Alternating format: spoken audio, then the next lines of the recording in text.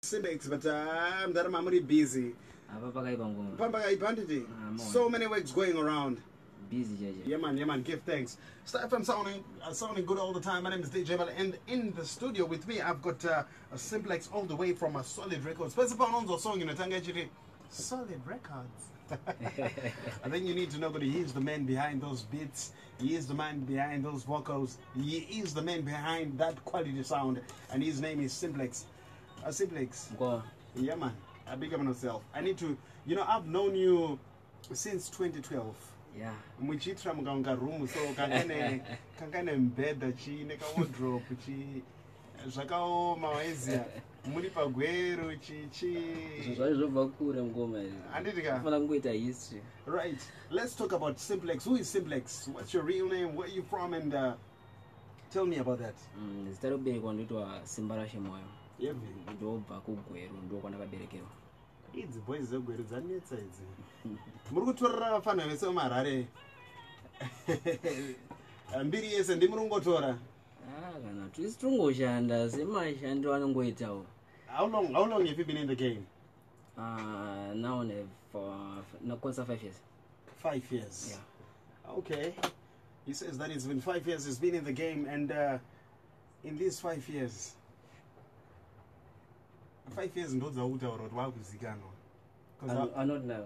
Because this is andaita in Doramba, because Ronodichi, I started to know you in 2012, and that's 6 years down the line.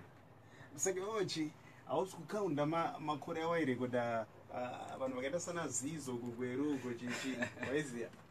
And wairega but nguva yandasazanyizotanga baba ndachimboita zvimwe. Angari mademo. So someone just came through on our WhatsApp platform, and Cymplex, aka the genius in the house. Everything solid. Big up Solid Records, my hit maker, right up at Waterfalls. Seems like many fan base are Simba Mbale. Alright, let's talk about Cymplex. My hits I got on Cymplex are jump on so far. My hits are my streets. My fans in don't already song either song. I say song, but I believe it my song Aripo Agawanda. Dipe one song irukupisa yakagadhirwa na Cymplex irikupisa izvo zveitoti tikatopinda bhawa zvoitoti kwada kubuda mbhawa song yesinourira zvinonzi hapana zvotaita. Aripo masongs arikupisa but even mukapinda mutds mama muchiridze momo I think pana song yanzi Changamire Dombo from Secalas. I think yes. And so you produced the whole of TDS Vibes Rhythm. Yes. Speaking of the name TDS Vibes Rhythm, who is TDS Vibes Rhythm? And what made you name that rhythm TDS Vibes Rhythm? Wakati Popcorn Rhythm, Blue Lagoon Rhythm. TDS Vibes, it's a part of a family at Shanda as a Solid Records. Okay. It's another brand, a company in promotion. Okay. But a part of Solid Records. So we can safely say they came to be in partnership with you so that they can promote their brand TDS Vibes Rhythm. Yeah man. Okay, speaking of the TDS Vibes Rhythm, let's just sample it. Now this one is Say Colors. And the Changamire Dombo. Changamire Dombo ndiani? Ndongo mnyara. Ane Zuda. Ana Zuda. Okay, nafunga Dombo ka. Ana Zuda. Okay. We're going to be sampling some of the works that have been done by Cymplex, Simbarache. Crazy, Goso.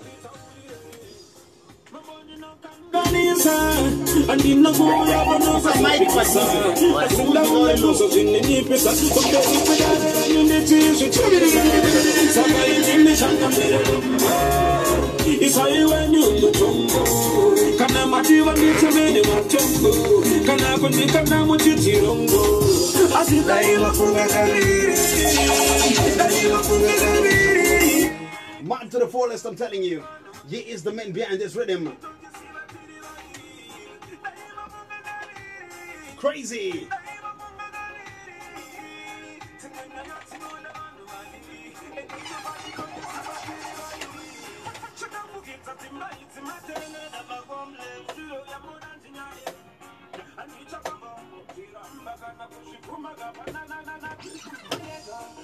His name is Not to Fire. Somewhere still upon the same rhythm. TDS Rhythm. TDS Vibes Rhythm. Hands in the repo. Cymplex. You know one thing that I like about you? My producer machinji anoita mbiri muno muZimbabwe unoziva kuti vanoita mbiri because vanenge vachirekodha maartist ari big. Yeah. Thereby mbiri yavo ka haimbotori nguva stereke kuti iende kure waiziya. But when I look at you, you've got so many ghetto use that you've recorded and they've managed to make a name out there. For instance, like Nato Fire. I've known Nato Fire for a very long time. I started,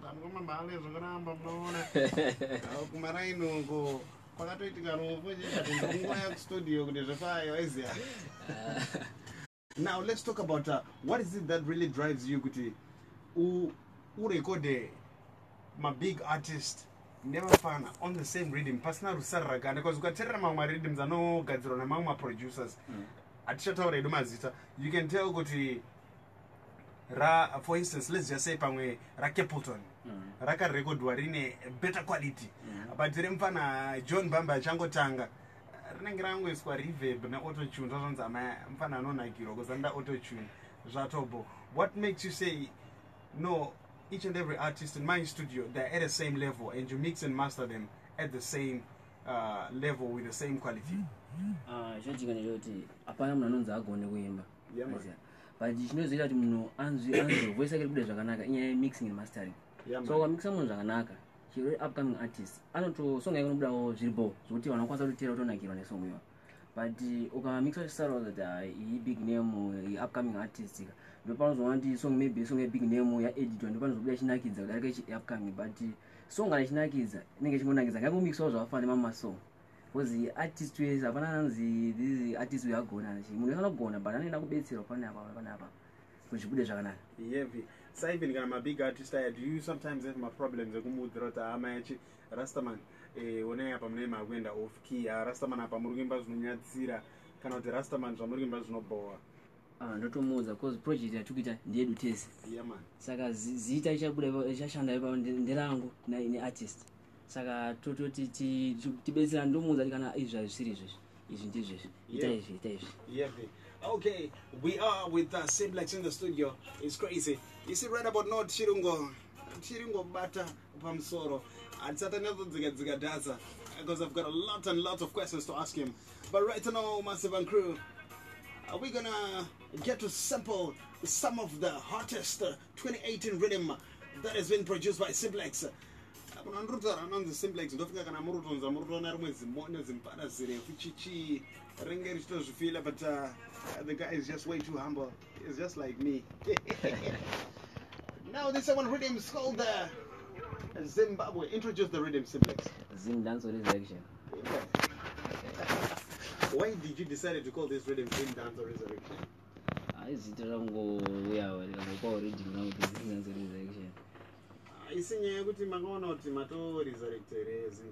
Because some people were saying that Zimdancehall yafa sina chi. Ina kwanza kumuza chuje chava ngoma mwana muza kwasa ngomutsa but ina kwanza muza chuje chava dance la mbove no toto ndwemi makati Zimdancehall Resurrection aiwa dance la mbove ngori zita we. Okay, let us sample Celsius. Now this one I choose called My Woman, produced by Cymplex from Solid Records. I've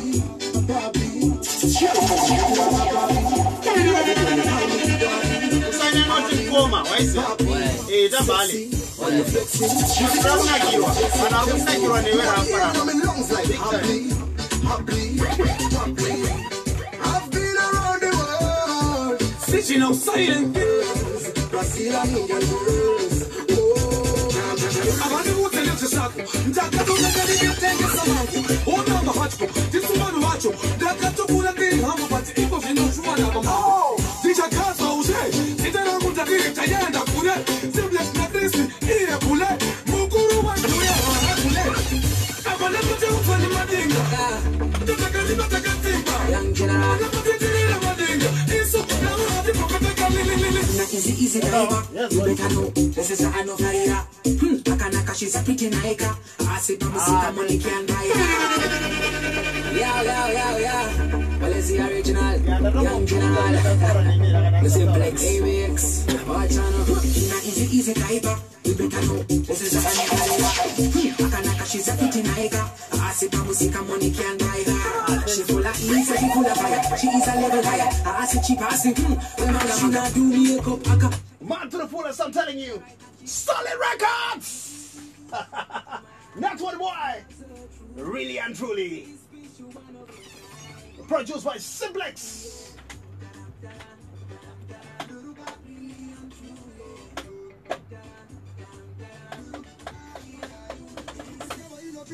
Mad. Hey! What I say? We pull it up. We pull it up one more time. We've got the producer, the man behind this rhythm, the brains behind this rhythm, the engine of this rhythm, the heart of this rhythm. He's in the studio with us. StarFm sounding good all the time. 18 minutes 11 our time. Mad. Free man. Could we come by? Hey!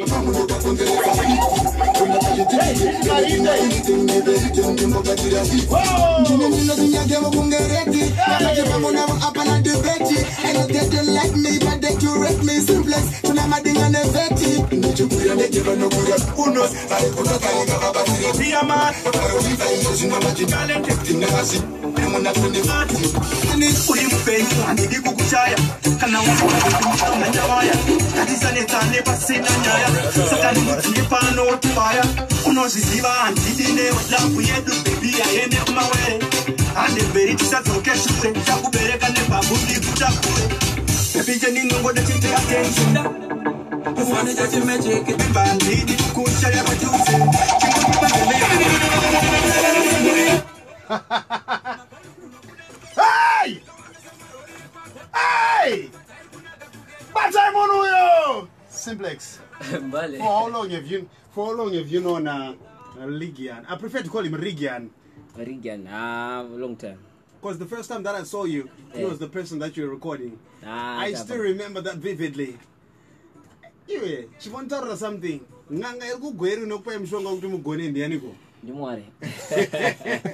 Because you know, you come from the same hood as Scott or Skid, the same hood as DJ Tamuka.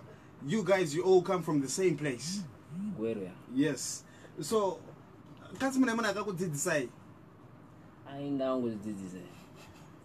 what else did this? What else of Fruit Loops? To the fullest. So, which rhythm would you say is your best rhythm? Pama rhythms. So, I want to record in your career so far. Ini just zongo nakiza. Apasha no dijobo. Bozi because you guys are really rhythm. You already don't nakiza. Okay. Sa my fans know that ai rakaipa na nakuipa. But nini ese akaipa. Heavy. Now, speaking of my rhythms, there's a challenge that I've heard from a lot of producers, especially young producers like yourself. Panyema big artist, and when I look at you, you've got so many artists that you've recorded so far. I'm talking about big artists. For instance, when I was listening to Freeman, his interview on 326, you were saying whenever I go to album, right? I'm not saying Freeman adu badara. I know Freeman paid for those songs. I know he paid those songs fully and he paid in cash. Manager, this one did it. But my point is, some of the big artists, what are some of the challenges that you guys face as producers when you're recording some of the big artists like Kukafonera, Tomodi Kalado, and Slaughter and also misinterpreter Gonzogo, the Cymplex Sagazet. But let's say Kalado in Zimbabwe is a big artist. What are some of the challenges? How far? Do they pay? Ashinoitika manje yoti ini basa ngo ndiri kuti Mbale wese. Saka manager ndo basa ndo anenge chikomikira nawo koma saka mimi ndione ngechitaura na dziva but ni changu ndichere kuti ngowa dzakachare kuda ningi ngowa dzakachare kuda ningi. Speaking of manager, waita zvakanaka waya now. DJ Krispi, one King man. Heavy. I understand you're the manager of Solid Records. Yes, sir. That means you are also the manager of Cymplex. Yeah, man. Yeah, man. Because Cymplex is part of Solid Records. Now, I want you to tell me, what are the big artists? Because one thing I'll tell you is that for a studio to be there, you need to pay rent, you need to pay electricity, Yeah. you need to pay transport, you need to have something in your pocket. But then some of these big artists, don't go into my producer for free. Tell me about how do you deal with such cases? When I also Solid Records, cinema packages, Yeah, man. at no pama artist. Uh-huh.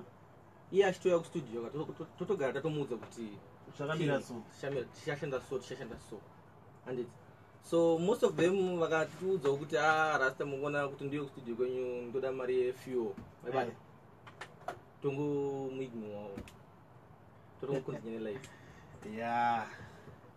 Pakaipa. but ukaona munhu ari kurekodha kusolid records ai ari kubhadhara Munhu wese ari kubhadhara. Everyone is paying. yeah man Because you all need to survive in this industry. obvious It's hard out there. rentals kutengedza mangoma pane padya ma CDs machichichichi so Saka chimondudza mangu ma statement anotaurwa nema artist ukamuti uya studio. andakambokudza kuti rasta mukuona mari yefuel plus chimonipa mari ndozo mune muchipa mari yelunch here waiziya. Alright, so let me get this straight. Artist ada kuyozorekoda pabit rako. Anoda kuti umupe mari yako yefuel. Nemari yechikafu yekuti adye. Awamurekodha uchamixa nekumaster netime yako pabit rako mustudio yako yanobhadhara rent yako. Then at the same time yaoti DJ Mbale nefuel yako pisa mafuta. DJ Mbale oindiridzireyo. Anditi artist oita mbiri. Do they come back to you and say, yo, Cymplex, Krispi, magata box Solid Records, chundra maganda recorder, rakafire. Ndawana endorsement deal, ndawana chakati. Ngatibatane ne apa Twitter say. How do you go about that? Ukona Mbale, to be frank. Yeah.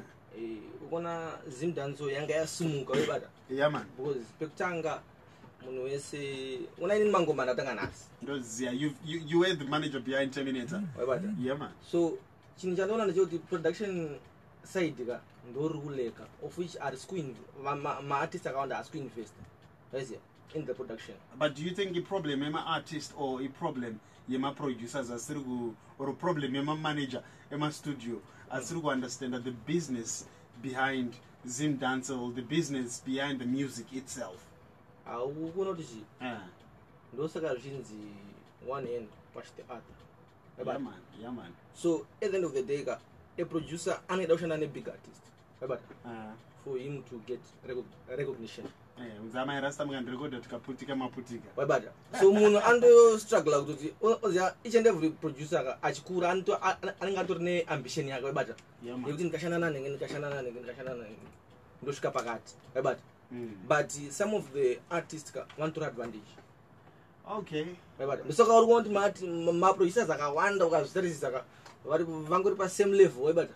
Yeah, because when you look at it, but ukatasa mahits avainawo akatowandisa. You know what, I'll give you a very good example of myself. Before I came on radio, I was producing music for more than 5 to 10 years. But a number of it, and I think but I'll tell you this, every person that I recorded,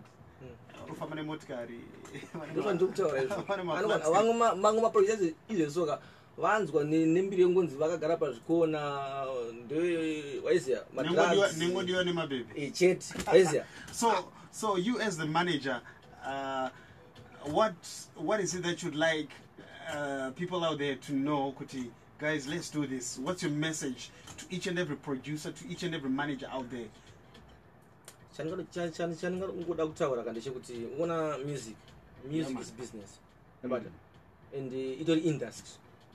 So for us to grow or for quality yedu kuti inge ichiwedzera hapana pekuti iwe unga expect kuti producer angabudisa quality yakapenga waiziya iwe usina kumupa kana $5 yekuti ajoinidze kuti atenge mamonitor chacho angosabudisa quality yacho yakutsvaga.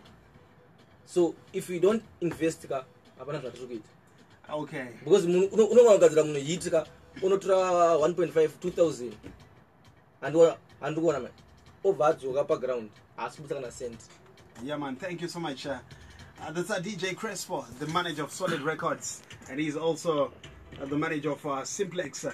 Do remember that in studio we've got the Solid Records crew. I've got Cymplex, one of the hottest producers right about now. Anza pana piece rikubuda mangoma. Rengeni sinachi dindo cha Solid Records. There is no Cymplex mkati. Rikupisa. Amachunesa rikupisa. Ana Cymplex. Ana Solid Records. So what we're going to do is that we're just going to play you some of the singles that Cymplex has done, and then after that we'll continue with the conversation. Don't forget to follow me on Twitter at DJ Mbale, on Facebook at DJ Mbale, and also our mother handle, the big one, at StarFm Zimbabwe. Yeah man, StarFm sounding good all the time. It's 8 minutes to 11. This is the Zimdancehall Remedy. Introducing Sekaras and Kabida. Anza kuna mtrene. Man to the fullest. Kuna mtrene re Cymplex. Kuna mtrene pasisa. Paka ipa.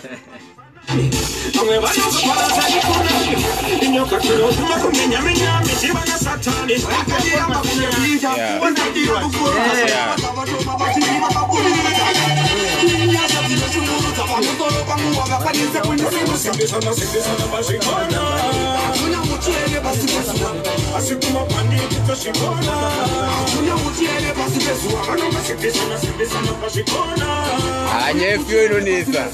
Another few. Few ere Mbale. Hey.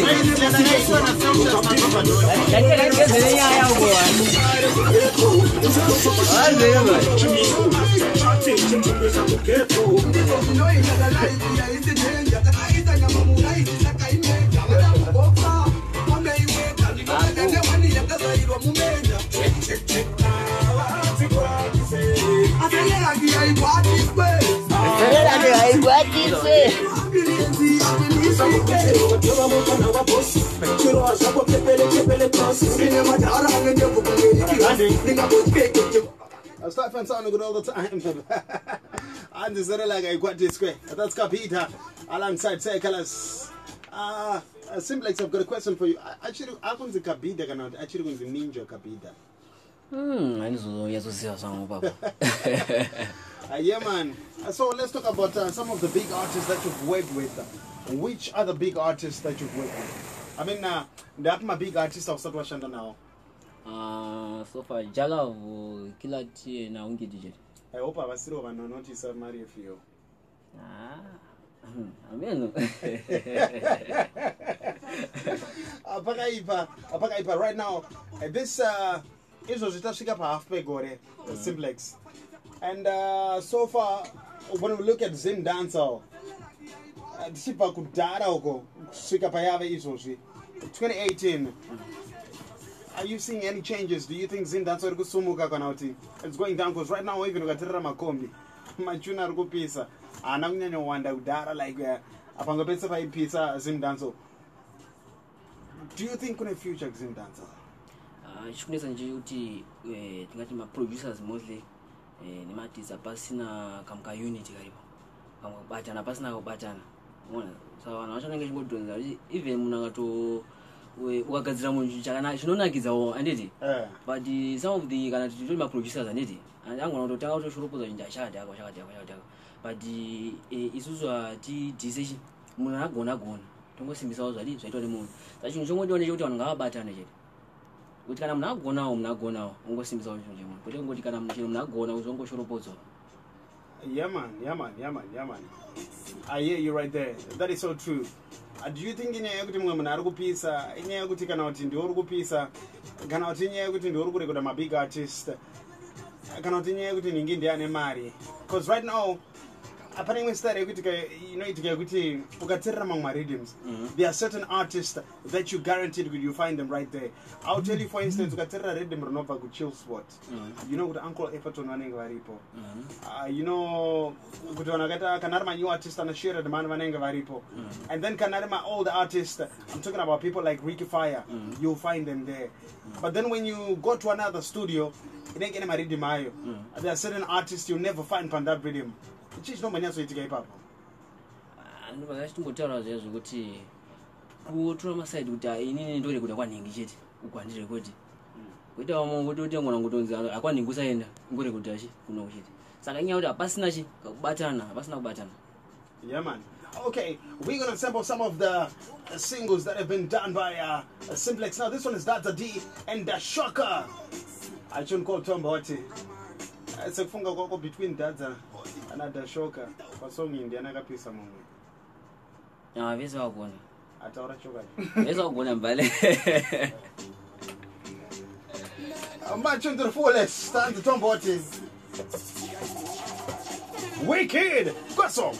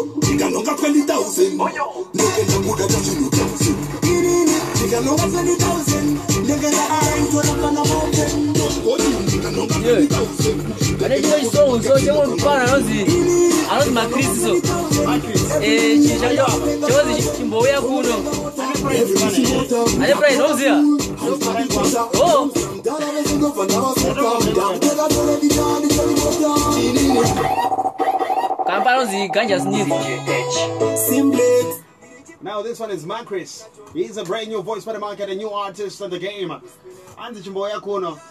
This was one thing that I really admire about this producer. I asked to my sides. I don't go dive in Fana Bagaomero. Cymplex. Mbale. When we get some Chris, I'm not was not married to go to the studio. But no one go to South Fana. Because no one talent. A talent report, so I'm Panagomero, so I don't go Shanda. March to the fullest. Let us sample it. His name is Chris. I call Chimboy Akuno. Listen. Tell me what you think about this. Go so.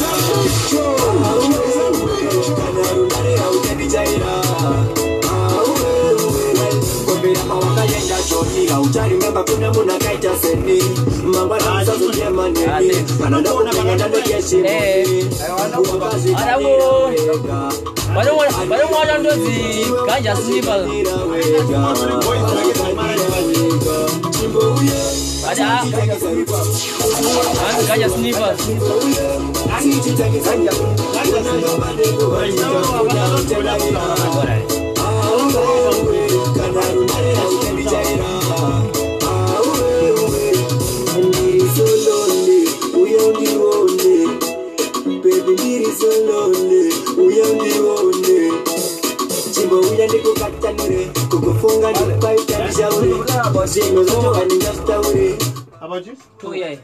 2. Part 1. You get part 1 too. From Kadoma Kwekwe Kweru.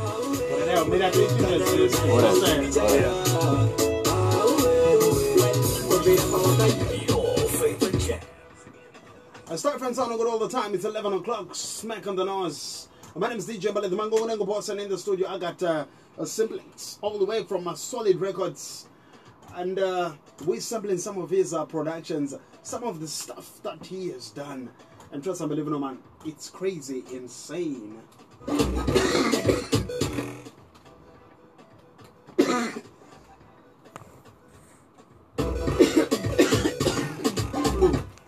So Cymplex, someone just came through on our WhatsApp platform. And I DJ Mbale Mangungu boss. A big shout out to Cymplex. I only got to know him when he produced Black Money Rhythm. One of my best large on him. That's Prince Charming, More Life. Tuned in. Big up myself, Prince Charming. Now, earlier on I was saying Tapa half per 2018.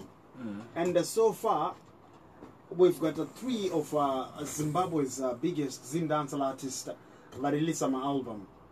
That's Killer T, Winky D, and Freeman. Is there any of the 3 artists that you've worked with and on some of their albums? Those 3 artists. Yeah, album Ra Freeman. Yeah. Which songs or which song did you produce on that album?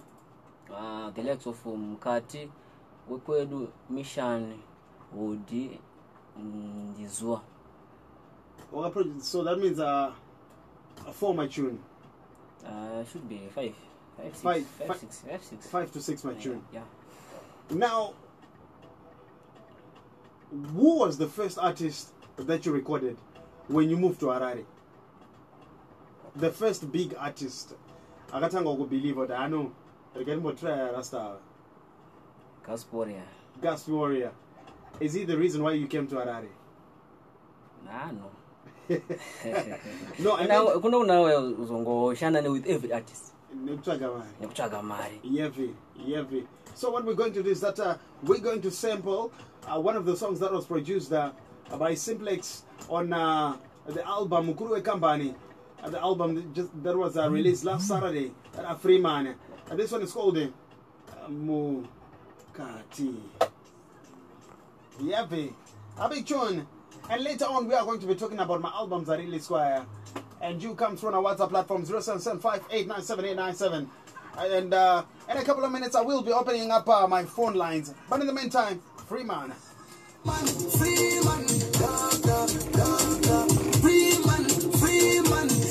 Oh, that's to be out there. I don't know a big project like so. A big project. There's a man. I'm a big artist. Yeah. One of my interview, I'm not aware. I've spent time with you. Yeah. So I want people to know you.